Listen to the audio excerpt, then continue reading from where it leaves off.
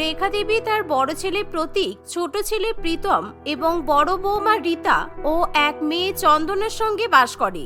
রেখা দেবীর বড় বৌমা রীতা দেখতে খুবই সুন্দর ছিল, আর তার চেহারার মধ্যে সবচেয়ে আকর্ষণীয় বিষয় ছিল তার বড় লম্বা চুল। তার চুল একেবারে কোমরের নিচ পর্যন্ত ছাড়িয়ে যায়, আর সে সবসময় বাড়িতে তার বড় চুল খুলেই ঘুরে বেড়ায়, কারণ তার বড় চুল খুলে ঘুরে বেড়াতে খুব ভালো লাগে। তাদের বিয়ের পর সব ঠিকঠাকই চলছিল, কিন্তু সমস্যা শুরু হয় প্রতীকের মনে, কারণ বিয়ের পর প্রথম প্রথম তার বউয়ের লম্বা চুল খুব ভালো লাগতো, কিন্তু যতই দিন যেতে শুরু করে রীতার চুল আরো বেশি পরিমাণে বাড়তে থাকে, যা প্রতীকের মোটেই পছন্দের বিষয় ছিল না। একদিন, রীতা, তোমার চুলগুলো তো খুব বড় হয়ে গেছে গো, এখন তোমাকে দেখতে মোটেই ভালো লাগে না। তুমি তোমার চুলটা কেটে নিতে পারো তো। এখনকার দিনের মেয়েরা কি সুন্দর ছোট ছোট চুল রাখে, তারপর আজকালকার মডার্ন মেয়েরা তো তাদের চুলে কালারও করে, কিন্তু তুমি দেখি কিছুই তো করো না। তুমি যদি ছোট চুল করে ওই রকম চুলের রং করো, তাহলে তোমাকে কিন্তু দেখতে আরো ভালো লাগবে।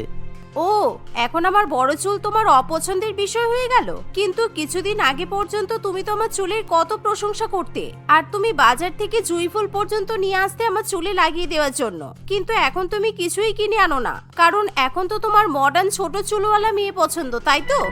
তুমি যেটা মনে করো তাই করো। তোমার এত বড় চুলের জন্য আমি যদি বাজার থেকে এখন জুঁই ফুল কিনতে যাই, তাহলে আমার সারা মাসের মাইনে জুঁই ফুল কিনতে খরচা হয়ে যাবে, কারণ তোমার চুল আগের থেকে অনেক বেশি বড় হয়ে গেছে। তাই তোমাকে ভালো কথাই বলছি, তুমি চুল কেটে ফেলো। তুমি জানো ছোটবেলা থেকে আমি কত কষ্ট করে আমার চুল এরকম ভাবে বড় করেছি। আমি এক ঝটকায় কিভাবে চুল কেটে ফেলবো? আমি আমার বড় লম্বা চুল কাটবো না। তুমি ভুলে যেও না, বিয়ের আগে আমার শাশুড়ি মা আমার এত লম্বা চুল দেখেই কিন্তু আমাকে পছন্দ করেছিল, সুতরাং আমার চুল নিয়ে তুমি কোনো কথা বলবে না। এই বলে রীতা রান্নাঘরে চলে যায়, আর অন্যদিকে প্রতীক তার বউয়ের উপর ভীষণ পরিমাণে রাগ করে, কারণ এখন তার কিছুতেই এত বড় চুল ভালো লাগে না। বৌমা, আমি জানি তোমার বড় চুল ভীষণ পছন্দ, আর এত লম্বা চুল তোমার মুখে খুব মানায়ও, কিন্তু তাই বলে সারাদিন এরকম করে চুল খুলে রেখো না বৌমা। একটু চুলটা বেঁধে নাও, তাহলে ভালো থাকবে, কারণ সবসময় এরকম চুল খুলে রাখলে তোমার চুল নষ্ট হয়ে যাবে।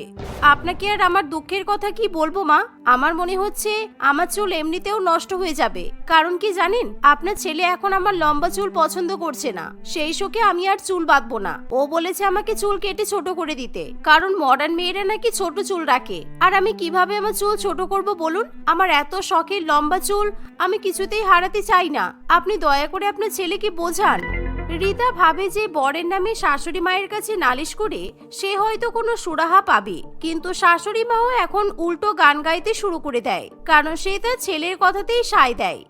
দেখো বৌমা, বিয়ের আগে একটা পছন্দসই ব্যাপার ছিল, সেই কারণে তুমি বড় চুল রেখেছিলে, কিন্তু এখন তো তোমার বিয়ে হয়ে গেছে, তাই তোমার চুল এখন লম্বা হোক কিংবা ছোট হোক তাতে তো কারোর কিছু যায় আসে না। তাই আমার ছেলে যখন বলছে তুমি তোমার চুল কেটেই ফেলো, আর আমার মেয়েরও তো চুল ছোট, কিন্তু কোথায়, ওকে দেখতে কত সুন্দর লাগে, তাই তুমিও চুল ছোট করে ফেলো, কারণ আমি চাই না তোমার এই লম্বা চুলের জন্য তোমার দিকে কেউ বাজে নজরে দেখুক। শাশুড়ি মায়ের মুখে এমন কথা শুনে বৌমার চোখে জল চলে আসে, আর সে কিছুতেই বুঝতে পারে না কেন তার বড় চুল কেটে ফেলার জন্য সকলে এভাবে উঠে পড়ে লেগেছে। তাই সে একেবারে দৃঢ়ভাবে জানিয়ে দেয় সে কিছুতেই তার লম্বা চুল কাটবে না। আর এভাবেই দেখতে দেখতে কিছুদিন কাটে, আর তার লম্বা চুলের জন্য বাড়ির মধ্যে নানান রকমের ঝামেলা সৃষ্টি হয়। একদিন, শোনো না, তোমাকে তুমি 1 মাস ধরেই বলছি যে আমার চুলের শ্যাম্পু তেল সব কিন্তু শেষ হয়ে গেছে, আমি আমার চুল ভালো করে পরিষ্কার করতেও পারছি না, আর আমার চুলে অনেক ময়লাও জমেছে। তুমি দয়া করে আমাকে শ্যাম্পু তেল কিনে নিয়ে এসে দাও, আর তুমি যদি না পারো তাহলে আমাকে টাকা দাও, আমি নিজেই কিনে নেব। তুমি যে শ্যাম্পু আর তেল তোমার চুল সুন্দর করার জন্য ব্যবহার করো সেগুলোর অনেক দাম, আমি আমার টাকা দিয়ে ওইসব কিছু কিনতে পারবো না। সুতরাং আমার বোন, আমার মা, আমি যে সাধারণ শ্যাম্পু ব্যবহার করি তুমি সেগুলোই ব্যবহার করবে, আর তাতেও তোমার চুল পরিষ্কার হয়ে যাবে। কিন্তু তুমি যদি এখন নাটক করো যে তুমি তোমার চুলের জন্য আলাদা রকম শ্যাম্পু আর তেল ব্যবহার করবে, তাহলে আমি কিনে দিতে পারবো না। তোমার হঠাৎ করে কি হলো বলো তো? তুমি এরকম করে কেন কথা বলছো? বিয়ের পর তুমি নিজে থেকে আমার জন্য আলাদা রকম শ্যাম্পু আর তেল কিনে নিয়ে এসে দিতে, আর এখন তাহলে এরকম করছো কেন? আর আমার তো যাবতীয় কোনো খরচা নেই যে আমাকে শপিং করাতে নিয়ে যেতে হয়, ভালো মন্দ খাবার খাওয়াতে নিয়ে যেতে হয়, শুধুমাত্র চুলের পেছনে একটু খরচা করি, সেটাও তুমি কেড়ে নিচ্ছ। এই ফালতু বকবক করো না তো। সকালবেলা ঘুম থেকে উঠে অফিসে যাওয়ার সময় তোমার লম্বা চুলের গল্প, বাড়ি ফিরে রাত্রিবেলা চা খাওয়ার সময় তোমার চুল নিয়ে আলোচনা হয়, আমার আর ভালো লাগছে না তোমার চুলের আলোচনা। রাত্রিবেলা যখন তুমি চুল খুলে শুয়ে থাকো তোমার সব চুল আমার গায়ে চলে আসে, আর সেই জন্য দেখেছো আমার সারা গায়ে ঘামাচিও বেরিয়ে গেছে। সুতরাং আজকে থেকে আমি তোমার সঙ্গে একই বেডে ঘুমাবো না। তোমার মাথা কি খারাপ হয়ে গেছে? আমি তোমার পাশে চুল খুলে শুই বলে তোমার গায়ে ঘামাচি বেরিয়েছে আমার চুলের জন্য? এটা কখনো হতে পারে নাকি? কারণ এখন তো গরমকাল, এমনিতেই মানুষের গায়ে ঘামাচি বেরোনোটা স্বাভাবিক। আমার চুলের নামে দোষ দিও না প্লিজ। প্রতীক তার বউয়ের কোনো কথা শুনতে চায় না। সে কাঁধে ব্যাগ ঝুলিয়ে অফিসের জন্য বেরিয়ে যায়। আর রিতা স্নান করার সময় বাধ্য হয়ে সকলে সাধারণ শ্যাম্পুই ব্যবহার করে, কিন্তু সেই সাধারণ শ্যাম্পুতে তার অত লম্বা চুল ভালো করে পরিষ্কার হয় না, চুলে ময়লা থেকেই যায়। আর এর ফলে ধীরে ধীরে তার চুল ঝরতে শুরু করে। কিন্তু চুল ঝরে পড়ে যাওয়ার পরও তার মাথায় যা চুল আছে তার পরিবারের বাকি সদস্যের চুলের পরিমাণের থেকে সেটা অনেক বেশি ছিল। আর এখন রিতা চুলের ময়লা ঢেকে রাখার জন্য চুল বেঁধে রাখে। আর এভাবেই দেখতে দেখতে আরো কিছুদিন কাটে।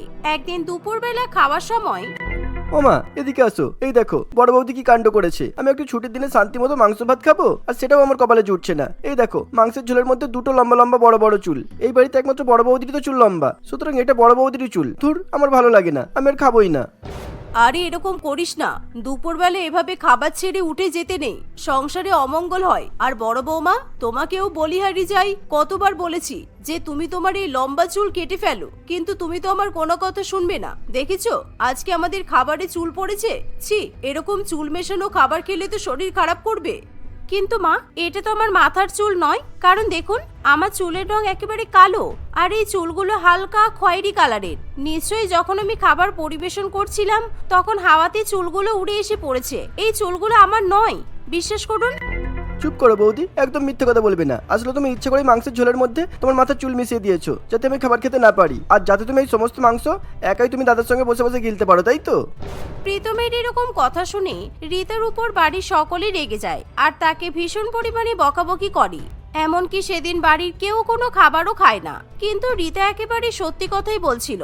খাবারে যে চুল পড়েছিল সেটা রিতার মাথার চুল ছিল না, কিন্তু তার কথা কেউ বিশ্বাস করতে চায় না। আর রিতা যেহেতু এখন সবসময় চুল বেঁধে রাখে, তাই তার চুল উড়ে আসার কোনো সম্ভাবনাও থাকে না। এভাবেই দেখতে দেখতে প্রায় বেশ কিছুদিন কাটে, আর তার মাথায় আরো বেশি পরিমাণে ময়লা পড়তে শুরু করে। একদিন, শোনো না বৌদি, আজকে আমার ঘরের এসিটা ঠিক চলছে না, আর যা গরম পড়েছে তাই আমি ভেবেছি আজকে আমি তোমার সঙ্গেই শোবো। আর দাদা, তুই একটু কষ্ট করে সোফাতে শুয়ে পড়বি প্লিজ। আচ্ছা ঠিক আছে, তুমি আমার পাশে শুয়ে পড়ো। দেখিস আমার বউয়ের সঙ্গে তো ঘুমাচ্ছিস, তোর আবার যেন আমার বউয়ের লম্বা চুলের জন্য গায়ে ঘামাচি না বেরিয়ে যায়, কেননা আমার গায়ে তো ঘামাচি বেরিয়ে গেছে, সেই জন্যই সাবধান করে দিচ্ছি আর কি। প্রতীকের এমন কথা শুনে রিতা কোনো কথা বলে না। সেদিন রাত্রিবেলা ননদ এবং বৌদি একসঙ্গে খাটে ঘুমিয়ে পড়ে। কিন্তু পরের দিন সকালবেলা ঘুম থেকে ওঠার পর হঠাৎ করে চন্দনার মাথা ভীষণ পরিমাণে চুলকাতে শুরু করে। আর তার মাথা এত পরিমাণে চুলকাচ্ছে দেখে সে ভালো সরু চিরুনি দিয়ে তার চুল আঁচড়ে নেয়। মা, আমার মাথা এত চুলকাচ্ছে কেন বলো তো? আমার মনে হচ্ছে আমার মাথায় উকুন হয়েছে, কারণ বৌদির অত লম্বা লম্বা চুল, আর আমি কালকে রাতে বৌদির পাশেই শুয়েছি, তাই মনে হয় বৌদির মাথা থেকে আমার মাথায় উকুন এসেছে। এই বলতে না বলতেই চন্দনার মাথা থেকে বেশ অনেকগুলো উকুন মাটিতে এসে পড়ে। আর সেই দেখে চন্দনা এবং তার মা ভীষণ পরিমাণে ভয় পেয়ে যায়। ছি বৌদি, তুমি কালকে রাত্রিবেলা বলতে পারতে যে তোমার মাথায় উকুন আছে, তাহলে আমি তোমার পাশে ঘুমাতাম না। কারণ আমি কালকে সবেমাত্র আমার চুল স্ট্রেটনিং করিয়ে কালার করিয়ে এসেছি, আর তুমি আমার চুলে উকুন ধরিয়ে একেবারে নষ্ট করে দিলে। ও মা, আমার তো সব চুল নষ্ট হয়ে গেল মা। দাদা দেখ, তোর বউয়ের জন্য আমার সব চুল নষ্ট হয়ে গেল। বিশ্বাস করো চন্দনা, আমার মাথায় একটাও উকুন নেই। হ্যাঁ, আমার মাথায় ময়লা পড়তে পারে শ্যাম্পু না দেওয়ার কারণে, কিন্তু আমার চুল থেকে তোমার মাথায় উকুন যাবে এটা হতে পারে না, কারণ আমি প্রত্যেকদিন আমার চুল চিরুনি দিয়ে পরিষ্কার করি। তোমার যদি বিশ্বাস না হয় তুমি আমার মাথার চুল আঁচড়ে দেখতে পারো। চুপ করো তো, একদিন আমার ভাইয়ের খাবারে চুল পাচ্ছি, একদিন আমার বোনের মাথায় উকুন পাচ্ছি, তারপরে তুমি বলছো তুমি তোমার চুল কাটবে না। আজকে আমি দেখছি তুমি তোমার লম্বা চুল কিভাবে বাঁচিয়ে রাখো। তোমার যত বদমাইশ আমি বার করে দেবো। আর আমি ভালো করেই বুঝতে পারছি যে তুমি তোমার লম্বা চুল কেন রাখছো, কেননা বিয়ের পর ছেলেবাজি করবে, তাই তো? আজকে তোমার আমি মজা দেখাচ্ছি। মা, ওর হাতটা একেবারে চেপে ধরো তো, আর বোন তুই ওর মাথাটা চেপে ধর। আমি আজকে কাঁচি দিয়ে লম্বা চুল একেবারে কেটে ফেলে দেবো। হ্যাঁ, একদম ঠিক কথা বলেছিস, এটাই হবে ওর উচিত শাস্তি। কারণ দেখ, আমার মেয়ের এত ভালো চুলটা উকুনের জন্য নষ্ট হয়ে গেল, আর এখন বড় বৌমার মাথার চুল কেটে দিলেই আমার মেয়ের মাথার উকুন চলে যাবে। হ্যাঁ মা, তুমি ঠিকই বলেছ, তোমরা সবাই মিলে বৌদির চুল কেটে দাও, এটাই হবে বৌদির উচিত শাস্তি। দয়া করে আমাকে তোমরা এরকম শাস্তি দিও না। আমার মাথায় উকুন নেই, আর সেদিনকে খাবারে ওটা আমার চুল ছিল না। দয়া করে আমার এত লম্বা চুল তোমরা কেটে দিও না। এই চুল আমার ভীষণ শখের চুল। রিতার কথা কেউ শুনতে চায় না। তার শ্বশুরবাড়ির সকলে মিলে জোর করে একটা বড় কাঁচি নিয়ে এসে রিতার চুল কেটে ফেলতে শুরু করে। আর ধীরে ধীরে রিতার চুল কেটে একেবারে ছোট করে দেয়। আর রিতা হাজার কান্নাকাটি করেও তার চুল বাঁচিয়ে রাখতে পারে না। এরকম ভাবে প্রতীক এবং তার বাড়ির লোকেরা রিতার চুলের উপর সমস্ত রাগ বের করে। এইবার ঠিক আছে, আমি এবার শান্তি পেয়েছি। আর কোনোদিনও যদি চুল বড় করেছো আর তোমার লম্বা চুলের কারণে আমার পরিবারের যদি কোনো ক্ষতি হয়েছে, তাহলে আমি তোমাকে ছেড়ে কথা বলবো না বলে দিলাম। ঠিক এমন সময় চন্দনার এক বান্ধবী টিয়া তাদের বাড়িতে আসে। আর এরকম দৃশ্য দেখে টিয়া ভীষণ পরিমাণে ভয় পেয়ে যায়।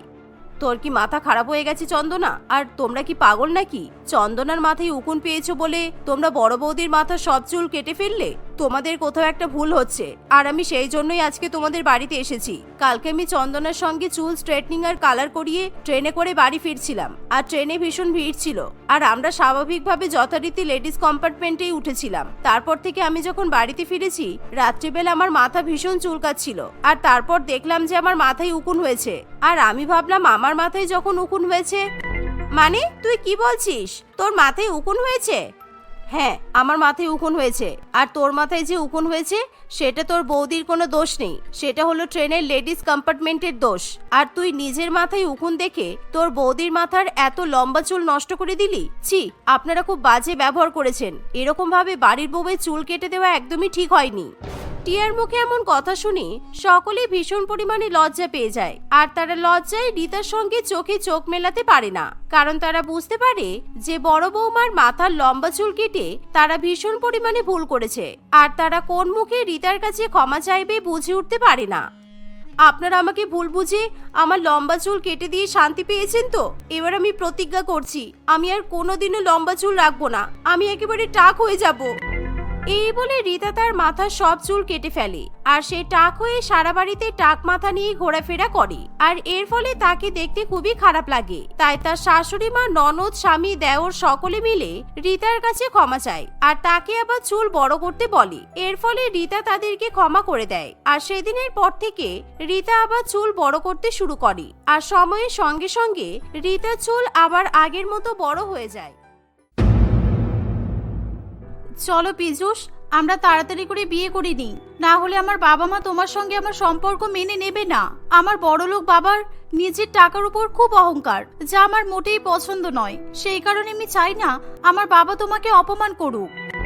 আমি তোমাকে এখন বিয়ে করতে পারবো না অন্তরা। আমি স্কলারশিপ নিয়ে শহরের কলেজে পড়াশোনা করতে এসেছি, কেননা আমার বাড়ি অত্যন্ত গ্রামে। আর তুমি যদি আমাকে বিয়ে করো তাহলে আমাদের গ্রামের বাড়ি থেকে তুমি মানিয়ে নিয়ে থাকতে পারবে না। আমি শহরে বড়লোক মেয়ে হলেও আমার গ্রামের শ্বশুর বাড়িতে গিয়ে থাকতে কোনো অসুবিধা নেই। কিন্তু তবুও যদি তুমি আমাকে বিয়ে করতে রাজি না হও, তাহলে আমি আমার নিজের জীবন দিয়ে দেব। অন্তরার এমন কথা শুনে পীযূষ ভীষণ পরিমাণে ভয় পেয়ে যায়। কারণ অন্তরাই হলো এমন একটা মেয়ে যে গ্রামের পীযূষকে শহরে আসার পর কলেজে পড়াশোনা করতে অনেক সাহায্য করেছে। আর তাই দুজনের মধ্যে গভীর বন্ধুত্বের সৃষ্টি হয়। ধীরে ধীরে তারা একে অপরকে পছন্দ করে ফেলে। আর তারা একে অপরকে বিয়ে করার সিদ্ধান্ত নেয়। কিন্তু অন্তরার বড়লোক বাবা দুজনের এই বিয়ের পরিণতি কিছুতেই মেনে নিতে পারে না। তাই কলেজ শেষ হওয়ার পর বাড়ির অমতে গিয়ে অন্তরা পীযূষকে বিয়ে করে। অন্তরার বাবা লোকনাথ বাবু মেয়ের উপর প্রচন্ড পরিমাণে রেগে যায়। তুই এই গ্রামের ছেলেকে বিয়ে করে নিজের জীবনে অনেক ক্ষতি করেছিস অন্তরা। তবে তুই এখন কিছুই বুঝবি না, তবে পরে একদিন ঠিকই বুঝবি। তুই আমার অমতে গিয়ে ছেলেকে বিয়ে করেছিস বলে আমি তোকে কোনো কিছু থেকে বঞ্চিতও করবো না। আমি তোর গায়ে গহনা দিয়ে ভরিয়ে দেবো। এই বলে লোকনাথ বাবু নিজের মেয়েকে অনেক গহনা দিয়ে গ্রামের শ্বশুর বাড়িতে পাঠিয়ে দেয়। অন্তরা স্বামীর সঙ্গে গ্রামের শ্বশুর বাড়িতে চলে যায়। পীযূষ তার মা গরিব সীমা দেবীর সঙ্গে বাস করে। নতুন বউ যখন গ্রামের বাড়িতে গায়ে সোনা গহনা পরে এসে দাঁড়ায়, তখন তাদের গরিব ঘর আলোয় ঝলমল করতে থাকে। এই দেখে সীমা দেবীর চোখ লোভে চকচক করে ওঠে। মা, তুমি আমার উপর দয়া করে রাগ করো না। আমি তোমাকে না জানিয়ে অন্তরাকে বিয়ে করে নিয়ে চলে এসেছি। কিন্তু তুমি একদম চিন্তা করো না, ও খুব ভালো মেয়ে। ও তোমার সাথে এই গ্রামের ঘরে ভালো করেই মানিয়ে নেবে। এখন যখন তুই বড় লোকের মেয়েকে বিয়ে করেই নিয়েছিস আর গ্রামের ঘরে তুলেই এনেছিস, তখন আমার আর কিছু করার নেই। যাই হোক, ও যদি গ্রামের ঘরে মানিয়ে নিতে পারে তাহলে আমারই মঙ্গল। সীমা দেবীর চোখ শুধু শহুরে বৌমার গহনার দিকেই ঘুরতে থাকে। সে মনে মনে ফন্দি করে কিভাবে বৌমার কাছ থেকে সমস্ত গহনা হাতিয়ে নেওয়া যায়, কারণ পীযূষের বাবা কোনোদিনও তাকে এত দামি দামি সোনা গহনা দিতে পারেনি। বৌমা, তুমি এত সোনার গহনা পরে গ্রামের রাস্তা থেকে কিভাবে আসলে? আমার তো ভেবেই ভয় পাচ্ছে। আমাদের এই গ্রামের চারিদিকে চোর ভর্তি, তোমার গহনাগুলো চুরি হয়ে যায়নি? এটাই তোমার ভাগ্য ভালো। সে কি মা, তাহলে এবার কি হবে? আমার বাবা অনেক সাধ করে এই গহনাগুলো পরিয়ে আমাকে পাঠিয়েছে। তুমি চিন্তা করো না মা, এই গহনাগুলো আর তোমার কাছে যা দামি দামি জিনিসপত্র আছে সব আমাকে দিয়ে দাও, আমি যত্ন করে নিজের কাছে রেখে দেব। তোমার গহনা কিংবা দামি দামি জিনিসপত্রে হাত দেওয়ার সুযোগ পাবে না। অন্তরা তার শাশুড়ি মায়ের কথা শুনে আর দ্বিতীয়বার কোনো কিছু চিন্তা করে না। সে নিজে সোনা গহনা এবং দামি দামি জিনিসপত্র শাশুড়ি মায়ের দায়িত্বে রেখে দেয়। মা, অনেকক্ষণ ধরে এই ভারী লেহেঙ্গাটা পরে দাঁড়িয়ে আছি, আমার খুব কষ্ট হচ্ছে। আমাকে একটু ওয়াশরুমটা দেখিয়ে দেবেন? আমি তাহলে জামাটা চেঞ্জ করে নেব, আমার ভীষণ টায়ার্ড লাগছে। ওয়াশরুম? সেটা আবার আলাদা করে কিছু হয় নাকি গ্রামে? আমাদের গ্রামে এরকম ওয়াশরুম হয় না, কিন্তু সবসময় সিরিয়াল দেখি বলে বুঝতে পেরেছি যে শহরে মেয়েরা শৌচালয়কে ওয়াশরুম বলে। আমাদের ঘরের বাইরে একটা বেড়ার চাল দেওয়া শৌচালয় আছে, যাও ওখানে গিয়ে জামা কাপড়টা ছেড়ে আসো, তারপর বাইরে টিউবওয়েল থেকে জল তুলে হাত পা ধুয়ে নেবে। অন্তরা কখনো নিজের বাথরুম ছাড়া অন্য কোনো শৌচালয় ব্যবহার করেনি, এমনকি গ্রামের লোকেদের মতো টিউবওয়েল থেকে জল পর্যন্ত তোলেনি। কিন্তু শ্বশুর বাড়িতে আসার পর তাকে সেই সব কিছুও করতে হয়। শীতের মধ্যে অন্তরা গ্রামের শ্বশুর বাড়ির শৌচালয়ে গিয়ে জামা কাপড় চেঞ্জ করে এবং টিউবওয়েল থেকে জল তুলে হাত পা ধুয়ে ঘরে ঢুকে আসে। বৌমা, এবার আমাকে একটু উনুন জ্বালিয়ে গরম গরম চা করে দাও তো, তারপর আমার আর আমার ছেলের জন্য লুচি বেগুন ভাজা করবে। এতদিন ধরে এই বুড়ি মানুষটা নিজের চা নিজেই বানিয়ে খেয়েছে, এখন আমার শহুরে বৌমা আমাকে চা বানিয়ে খাওয়াবে কি, তাই তো? অন্তরা জীবনেও বাপের বাড়িতে কখনো রান্নাঘরে পা পর্যন্ত রাখেনি, এমনকি তার যখনই রান্না করতে ইচ্ছা হয়েছে সে গ্যাস জ্বালিয়ে কেবলমাত্র নিজের জন্য ম্যাগি বানিয়ে খেয়েছে। কিন্তু এখন যেহেতু সে গ্রামের বাড়ির বউ, তাই তাকে নিজের শাশুড়ি মায়ের কথা শুনতেই হয়। শাশুড়ি মায়ের কথা শুনে অন্তরা ঘরের চারিদিকে তাকিয়ে দেখে যে কোথাও গ্যাস ওভেন রাখা নেই। মা, এখানে তো কোনো গ্যাস ওভেন নেই, আমি চা করব কিভাবে? Gas oven? আমি এই গ্রামের বাড়িতে গ্যাস ওভেন কোথা থেকে পাবো? ওই দেখো, ঘরের কোণে একটা মাটির উনুন রাখা আছে, ওখানে পাইপ দিয়ে ফু দাও, তারপর ওই উনুনে রাখা কাঠগুলো জ্বলবে। তুমি মাটির উনুনে ভালো করে চা আর গরম গরম লুচি বেগুন ভাজা রান্না করে ফেলো। আমি কখনো এভাবে পাইপে ফু দিয়ে উনুন জ্বালাইনি, আর খবরের কাগজে পড়েছিলাম যে এরকম ফু দিয়ে উনুন জ্বালালে নাকি বুকের দোষ হয়ে যায়। তাহলে আমি কি করে উনুন জ্বালিয়ে রান্না করব মা? কি, তোমার যত বড় মুখ নয় তত বড় কথা? দেখ দেখ পীযূষ, দেখ তোর শহরে বড়লোক বৌমা একদিনও হয়নি গ্রামের শ্বশুর বাড়িতে এসেছে আর নিজের রং দেখাতে শুরু করে দিয়েছে। ও চাইছে এখন আমি ওকে রান্না করে খাওয়াই। আমি সারা জীবন ধরে পাইপে ফু দিয়ে উনুনে রান্না করে গেলাম, আমার কখনো বুকের দোষ হলো না, আর তোর বউয়ের নাকি বুকের দোষ হয়ে যাবে? সীমা দেবী এই বলে ভীষণ পরিমাণে কান্নাকাটি করার নাটক করতে থাকে। মায়ের এরকম নাটকীয় কান্না দেখে পীযূষ সেখানে চলে আসে আর সে তার বউকে বকাবকি করতে শুরু করে। তুমি আমার মায়ের চোখের জল ফেললে অন্তরা। উনুনে পাইপ দিয়ে ফু দিয়ে রান্না করলে কোনো সমস্যা হবে না। যাও, আমার মা যেভাবে তোমাকে রান্না করতে বলেছে তুমি সেভাবেই রান্না করবে, আর মায়ের মুখে মুখে একদম তর্ক করবে না। আর হ্যাঁ, মায়ের কাছে এখনই ক্ষমা চাইবে। বিশ্বাস করো, আমি মাকে এমন কোনো কথাই বলিনি যাতে অন্য চোখ দিয়ে জল পড়ে। সীমা দেবী আরো বেশি পরিমাণে কান্নাকাটি করতে থাকে, ফলে অন্তরা আর কোনো কথা না বাড়িয়ে পাইপে ফু দিয়ে মাটির উনুন চালায়। সে কোনোদিনও এভাবে উনুন না জ্বালানোর ফলে তার ভীষণ পরিমাণে কাশি হয় আর তার বুকেও খুব কষ্ট হয়। উনুনের ধোঁয়ায় সারা ঘর ভরে ওঠে, তাই অন্তরার চোখ জ্বলে লাল হয়ে যায়, কিন্তু তবুও সে কারোর কাছে কোনো অভিযোগ করতে পারে না। শহুরে অন্তরা কোনো মতে নিজের শাশুড়ি মা এবং স্বামীর জন্য গরম গরম চা, লুচি এবং বেগুন ভাজা করে। সীমা দেবী এবং পীযূষ দুজনে মিলে সেই খাবার খায়। এভাবেই গ্রামের শ্বশুর বাড়িতে অন্তরা কোনো রকম আরাম ছাড়াই দিন কাটাতে থাকে। একদিন, মা, আমার শাড়ি জামা কাপড়গুলো ভীষণ ময়লা হয়েছে, এগুলোকে কাচতে হবে, কিন্তু টাইম কলে তো জল নেই। এখন আমি বুঝতে পারছি না কোথায় গিয়ে জামা কাপড়গুলো ধুয়ে নিয়ে আসবো। টাইম কলের জল শেষ হয়ে গেছে যখন, তখন টিউবওয়েল থেকে জল তুলে জামা কাপড় কেচে নিয়ে এসো। এখন আমি তোমার জন্য গ্রামের বাড়িতে ওয়াশিং মেশিনের ব্যবস্থা করব নাকি? যাও গিয়ে টিউবওয়েল চেপে জল তোলো আর শাড়ি জামা কাপড়গুলো ধুয়ে নাও। পারলে আমার আর আমার ছেলে জামা কাপড়গুলো ধুয়ে দেবে। এই কথা শুনে অন্তরা চোখ থেকে জল পড়তে থাকে আর তার বড়লোক বাপের বাড়ির কথা মনে পড়ে। সোনা মা, আমাকে তোর জামা কাপড়গুলো দিয়ে দে, আমি ওয়াশিং মেশিনে ভালো করে ধুয়ে পরিষ্কার করে দিই। আর তোর বাবা তোর জন্য নতুন নতুন জামা কাপড় কিনে নিয়ে এসেছে। এক জামা প্রত্যেকদিন পরতে হবে না, কাল থেকে তুমি এই নতুন জামা কাপড় পরেই কলেজে যাবে, কেমন? ওকে মা, thank you my sweet mom. আর শোনো, আমার জামা কাপড়গুলো বেশি হার্ড ডিটারজেন্ট দিয়ে ধোবে না কিন্তু, ওয়াশিং মেশিনে শ্যাম্পু দিয়ে ভালো করে ধুয়ে দেবে। শাশুড়ি মায়ের কথা শুনে অন্তরা আবার তার কল্পনার জগৎ থেকে বাইরে বেরিয়ে আসে। শেষ পর্যন্ত সে তার শাশুড়ি মায়ের কথা মতোই টিউবওয়েল থেকে জল তুলে নিজে একা একাই শাড়ি জামা কাপড় কেচে ধুয়ে পরিষ্কার করে। এমনকি সে তার শাশুড়ি মা এবং স্বামীর জামা কাপড় পর্যন্ত ধুয়ে দেয়। সবকিছু ধুয়ে পরিষ্কার করে বাড়ির বাইরে মেলে দিয়ে অন্তরা ঘরে এসে একটু বসে, কিন্তু তখনও সীমা দেবী তাকে রেহাই দেয় না। কি হলো, জামা কাপড় ধুয়ে ক্লান্ত হয়ে গেলে নাকি? যাও বাইরে গিয়ে গোবর দিয়ে ঘুটে দিয়ে এসো, তারপর সেই ঘুটে দিয়ে উনুন জ্বালিয়ে রান্না করবে, কারণ আজকে আমি কাঠ তুলে নিয়ে আসতে পারিনি। অন্তরা শুধু সিনেমাতেই এরকম গোবর দিয়ে ঘুটে দেওয়া দেখে এসেছে, কিন্তু বাস্তবে কোনোদিনও নিজেকে গোবর দিয়ে ঘুটে দিতে হবে তা সে স্বপ্নেও ভাবেনি। সে বাইরে গিয়ে কোনো মতে কাঁদতে কাঁদতে গোবর দিয়ে ঘুটে দিতে থাকে। এভাবে অন্তরাকে গ্রামের শ্বশুরবাড়িতে অনেক কষ্টের সম্মুখীন হতে হয়।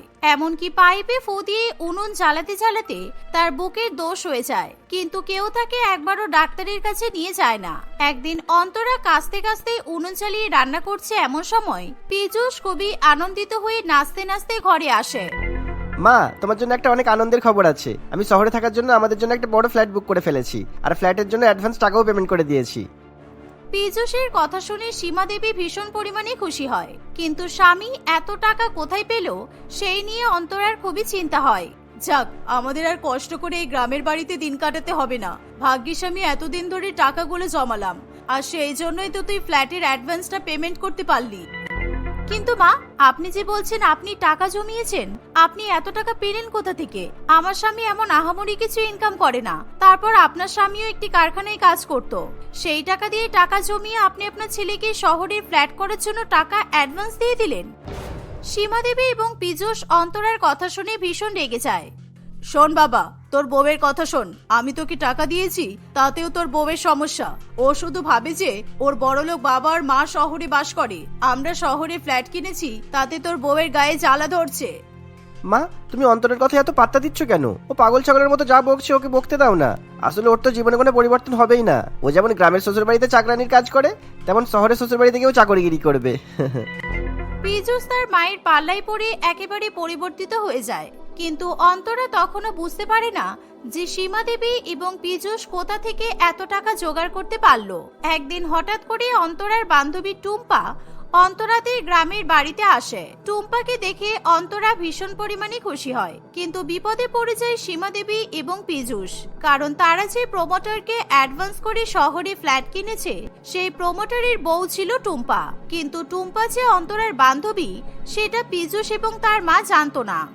কিরে টুম্পা, তুই কেমন আছিস? কতদিন তোর সঙ্গে দেখা হয় না, কিন্তু হঠাৎ করে আমার গ্রামের শ্বশুর বাড়িতে আসলি কেন রে?